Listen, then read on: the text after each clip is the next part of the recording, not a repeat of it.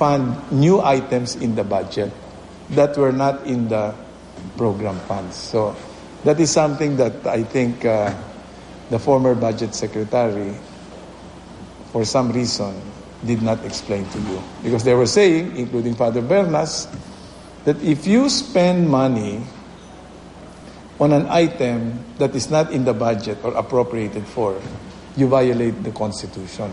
That is correct.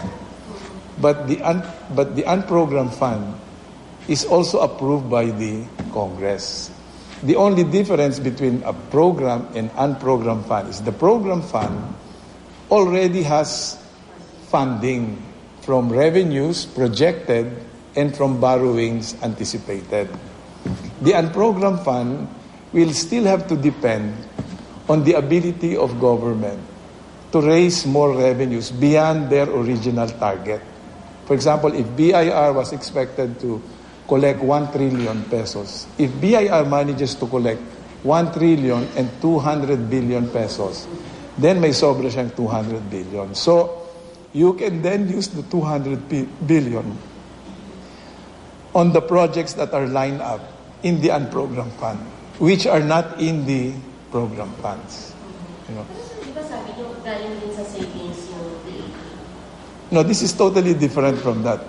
Kasi ito, these are additional funds can come by way of revenues beyond target or new sources of revenue. What would be a new source of revenue? For example, the Supreme Court decided that the coconut levy now should belong to government. There is 70 billion that is sitting in the Treasury which cannot yet be released because there is no final judgment yet from the Supreme Court. But once, for example, next year, yung Supreme Court decides finally that talagang sa inyo yan, you will have an additional 70 billion pesos that you can use for projects that is not in the program fund. So that's a good example of a new revenue that wasn't there or anticipated. Yeah, you know, one source of disbursement acceleration is funds within the program budget. But the other source are funds that come from the unprogrammed fund. So, yung funds from within the budget, madali lang naman i-realign to the other items in the budget. But if you want new items funded, then we resort to the unprogrammed fund.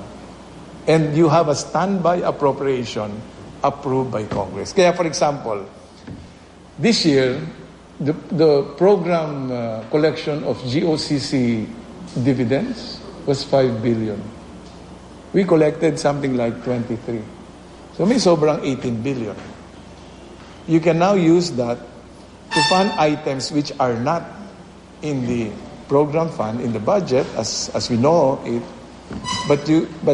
so you can fund items that are in the program fund that is not in the... Like what, sir? Kasi yung mga projects ng mga senators, they have for schools, like in their list, yung pinarelease. Yeah, for example... Joker. Do you write that we need 25 schools? For example, Joker's proposal.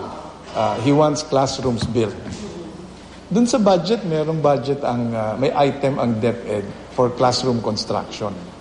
So if you use savings of government to fund classroom construction, there's nothing irregular about that. It's a general term for projects. Yeah. Well, actually, as I said, you can use any name. It's just too long to say the exercise by the President of his prerogative to declare savings and realign them for items in the budget. So in short, di ba?